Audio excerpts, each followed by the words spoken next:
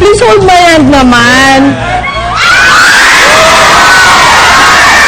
At dahil po, 3rd year anniversary na natin, this is coming from my heart. Okay, from your heart. Where's your heart? Here? You know where my heart is? Here. Okay. Jose, alam mo naman siguro kung gaano ka ka-special sa akin. Kasi magkasama na tayo noon pa, mga wala pa tayong makain. Oo nga. Huwag ka nga tingin sa kanila, sa akin ka lang tumingin. Ako nakatingin. Magsalita pag ganyan kaharap ka. Paano ka magsasalita kung masyado tayong malapit? Alam mo, tandaan natin ate pa natin.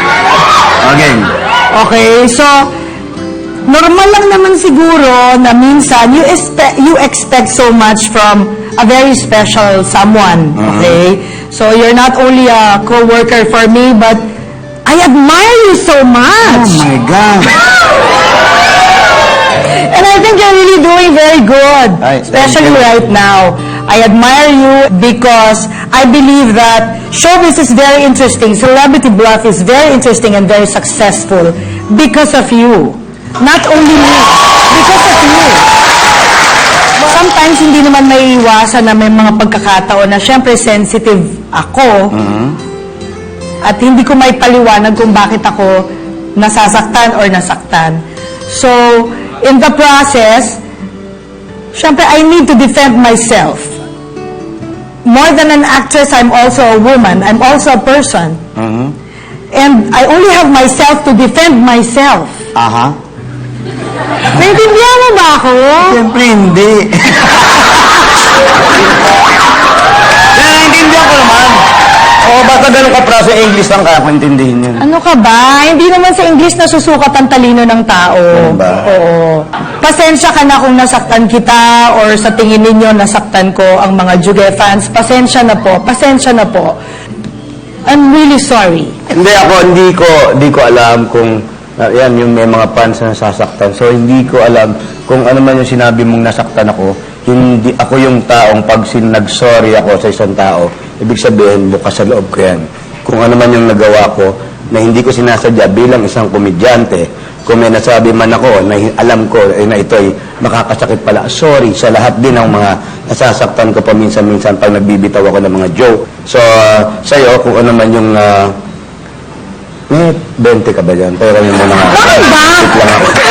Hindi, sorry din kung nasanggi ko, nasaktan ko yung damdamin mo bilang isang babae. Sabi ko nga sa'yo, nung lumapit ako sa dressing room at nag-sorry ako, sabi ko, mas mahaba yung oras natin dito sa trabaho kesa sa bahay natin. Dahil yung mga kapatid natin wala na. So, ang pakiramdam ko, magkakapatid tayo dito, close tayo. Kaya kung ano man yung birong nagawa ko, dahil masyado akong relax na nangyari sa akin. So, sorry. At thank you rin. Hindi ako, hindi ikaw, hindi siya. Tayong lahat. Kaya tumatayo tong show na to. Because sa atin. Maraming salamat. And,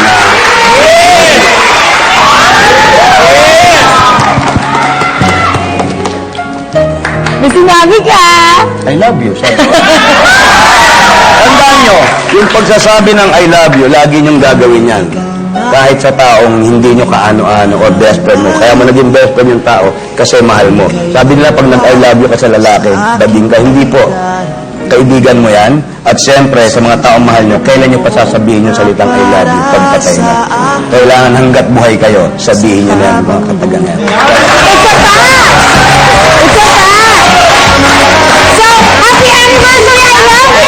I love you again. I love you again. I love